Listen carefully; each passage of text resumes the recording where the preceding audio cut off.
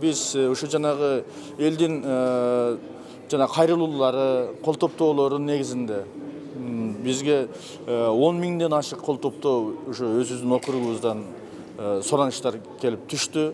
Эми биз атар шайлаганыбыздан кийин кайрадан эле жанагы биз койгон талаптарды, бизге берген жанагы убадаңызды аткарбастан эле кетип калган болсоңуз болбой калат деп элдерден дагы ушундай кол топтоо болгонунун негизинде биз үй бүлөбүз менен чечтик, кеңештик дагы.